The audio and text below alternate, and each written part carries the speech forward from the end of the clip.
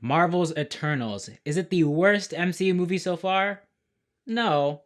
Is it the best? Also no. Marvel's Eternals, directed by Chloe Zhao, is finally here, and it's getting very, very mixed reception across the fandom. Critics and audiences are divided on this movie. At one point, the movie was rotten. That was before it even came out. After watching the movie myself, I can say I didn't love it, but I liked parts of it. I think they did a lot of things that made it stand out in the MCU and that set up some really cool stuff for the future. But then there's also some stuff that I feel like could have been done better. One of the biggest selling points for me in this movie was the cinematography and the fact that they used real locations. They didn't just stick to green screens.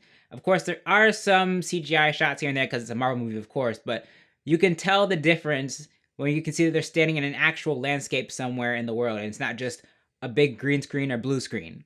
And I think that use of landscapes really helps them separate themselves from the rest of the MCU, which has occasionally used real locations, but I feel like a lot of times you end up seeing CGI backgrounds because they're on some weird planet somewhere, or they're in a place where they can't actually film. Like, for example, in Civil War, when they had to shoot at an airport, but obviously they can't go to a real airport and blow stuff up, so obviously a lot of that was CGI. I also think this one separates itself from the MCU tonally. Of course, there's an MCU brand of comedy in there, but I feel like it's not as prevalent in this one. I think this is a little more serious. The story has a lot more weight to it. The movie itself is very exposition heavy. It explains a lot about where the Eternals come from, what their mission is when they came to Earth, and what that means for the universe as a whole. Sometimes I think it does get a little weighed down by some of that stuff. Again, I think it was, for the most part, easy to follow. If you don't know Eternals from the comics, I think you can still understand what's going on in this movie. But I do admit there's some stuff where I was like, wait, what? Because it's just so much they're throwing at you all at once in this movie. But for the most part, I think they do a good job of introducing you to this world and these characters. In terms of the story, I think that they did a pretty good job here, but I would say the second half won me over more than the first half. Their original mission was to come to Earth to stop the deviants, to allow humans to survive and continue to evolve. And then once they thought the deviants were gone, they all went their separate ways. But in present day, the deviants start to come back, and it's time for them to reassemble the group together. So the first half of the movie is mostly them getting the group together. The three that we follow for most of the movie are Icarus, played by Richard Madden, Cersei, played by Gemma Chan, and Sprite, played by Lena McHugh. For me, the standouts were Kumail Nanjiani as Kango, Lauren Ridloff as Makari, Brian Tyree Henry as Fastos, and Gemma Chan as Cersei, who's supposed to be the heart of the movie. We follow most of her journey again, and she seems to be the most sympathetic to Earth. So that's where I think a lot of the heart of the movie comes from, is her finding out where she stands in this group of people and what her place is on Earth, but also the Eternals as a whole, trying to figure out what their role really is on Earth and if they're doing the right thing. One question that's been posed in the trailers and also by the audience is, where were these Eternals the whole time? They've been here for thousands of years. They didn't help with anything that happened on Earth. They didn't help with Thanos. Where were they the whole time? The reason they give in the movie, which they do delve into further, is that they were instructed not to interfere with human affairs unless it had to do with deviants. And when you first hear that, you're like, okay, I mean, they're just CGI monsters. Are they really that bad?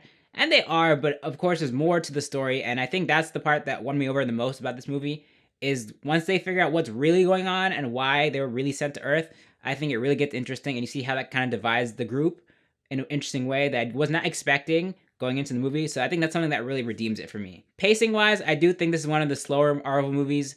Action-wise, I think it's okay. We just had Shang-Chi earlier this year, and that was like really good action. It's nothing like that. It's a bunch of CGI blobs fighting, right? But I think visually it did look interesting. But one more thing that I think makes this movie stand out is that there's two firsts in this movie. We have the first deaf character with Makari, and we have the first openly gay character that's front and center in the movie. We've had gay characters in the MCU before, but they were kind of just in the background, or they very subtly hinted at it, but it was never at the forefront. So this is the first time we have openly gay characters in the movie that are actual lead characters. They also take a different approach to romance in this movie. In the MCU, they usually shy away from it a little more, or it's like more played off to comedy and stuff, or you have like the more juvenile relationships like MJ and Peter. But in this one, you have this love story between Icarus and Cersei, and they do have sex on screen. That's something we don't really see a lot. I think the last time there was an actual sex scene in a Marvel movie was Iron Man, all the way back in 2008. And even that, again, it was just like blink and it's gone. But this is the first time that they actually address that the characters are having relationships like that, and adult relationships. That's something you really don't see in MCU movies, so I think that's another thing that really makes it stand out. Overall, I thought this movie was just fine. I wasn't blown away necessarily. I like that it did feel different from the MCU. I don't think it deserves all the hate it was getting from critics, but I also don't think it's the best Marvel movie I've seen so far. I do think it's worth checking out, but I will say it's probably not for everyone.